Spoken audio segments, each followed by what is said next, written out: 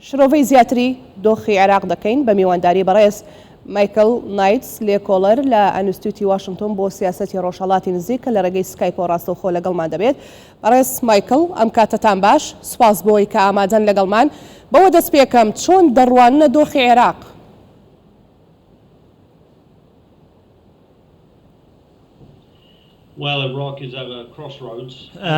لە دوو ڕیانێکدایە ئێستا شتێکی جیاوازتر لە بەغدا ڕوەدا و لە بابلین ئیتاری تەنسیقی و ئێستا ئێمە جۆرێکی جیاواز لە سیاست و جۆرێکی جیاواز دۆخێکی جیاواز هەیە لە بەغدا.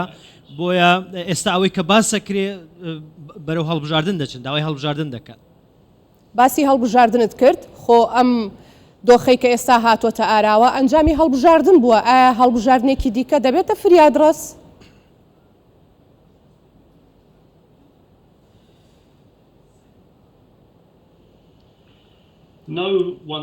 نەخێر، هیچ هەڵبژاردنێک عێراق ڕزگار ناکە. ئەوەی کە عێراق پێویستێتی سەرکردەی باشن و سەرکردەی زۆر باش کە ئێستا نیەتی. بەڕاستی سەرکردە سیاسیەکان لە پارتە سیاسیەکان لە عێراق باش نین.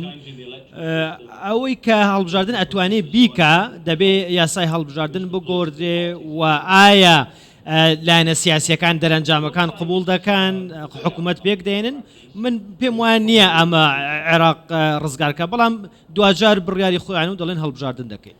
بەڵێ بەڕێز مایکل، لە قسەکان تا باست لەوە کرد کە دۆخی ئێستای عێراق دۆخێکی تەواو جیاوازە لە دوای هەموو هەڵبژاردنێک بۆ پێکێنانی حکوومەتی نوێ بەم شێوەیە عێراق بەم دۆخەدا دەگوزارێت. جیاوازی ئەم دۆخەی ئێستا چییە لەگەڵ ڕابردوودا؟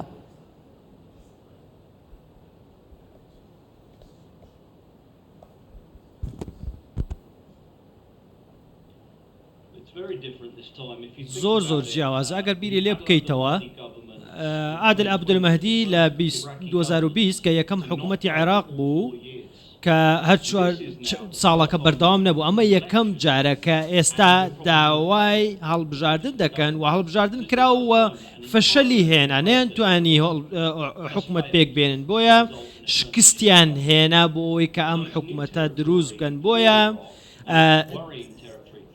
دۆخێکی ئاڵۆزە ئێستا. بۆیە دەڵێم جیاوازە. موقتەدا ئێستا داوای گۆڕانکاری سیستەم دەکا و داوای تەواوی گۆڕانکاری سیستەمەکە دەکات، دەبێت هەمووی بگۆڕدرێ. بۆیە دەڵێم دۆخەکە تەواو جیاوازە.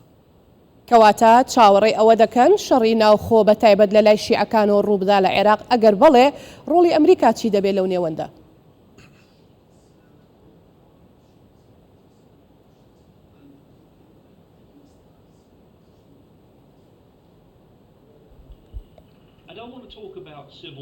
من نامەوێ باسی شەڕی ناوخۆ بکەم، چونکە عێراق شەڕی زۆری بینیەوە. بەڵام ئەوەی کە من ئەمەوێ بیڵێم ئەوەیە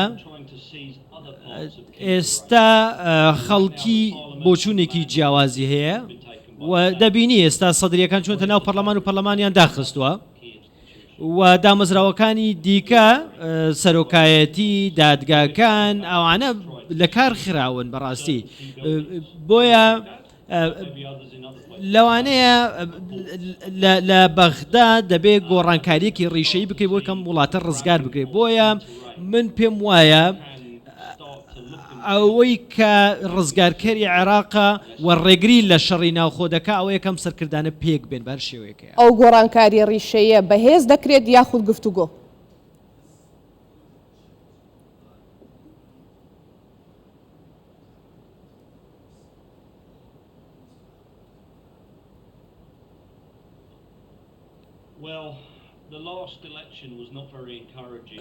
هەڵبژاردنەکەی پێشووتر ئەو یاسایی کە هەبوو با بڵێن بەو شێوەیە نەبوو، ئەوەی کە خەڵکی دەیانەوێ وا دیارە و ئێستا دۆخەکە دۆخی ئەمنی شتێک و کاتە دۆخی ئەمنی تا ڕادەیەک باشتر بوو. بۆیە ئاگبێ سیستەمی سیاسی لە عێراق بەڵام لە ڕێگەی یاساییەوە بۆ گۆڕدرێ بۆیە من پێم وان نییە هەڵبژاردننی داهاتوو باش بێ بە پێچەوانە من پێم وایە هەڵبژاردننی داهاتوو دۆخەکە زۆر خراپتر دەکات و تێک دەدا بۆیە دەبێ من پێم وایە هەڵبژاردنەکانیش بکرێن دەرەنجامیشی بڵاو بێتەوە ئەم خۆپشاندانانە زیاتر و زیاتریش دەبن. ڕۆڵی وڵاتانی ئەقلیمی چۆن هەڵدەسەنگێنن ئەمە دوا پرسیارمە.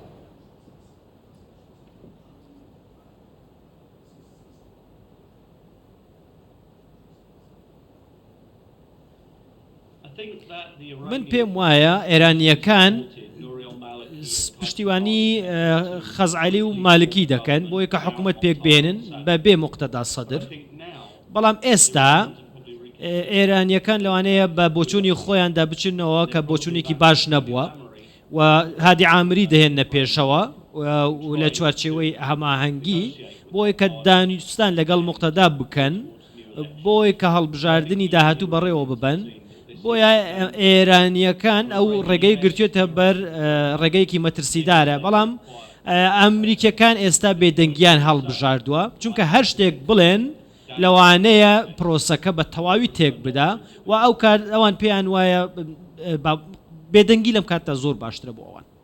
بەڕێز مایکل نایس لێکۆڵەر لە ئینستیتوتی واشنگتن بۆ سیاسەتی ڕۆژهەڵاتی نزیک گەلێک سوپاس بۆ شرۆڤەکانە.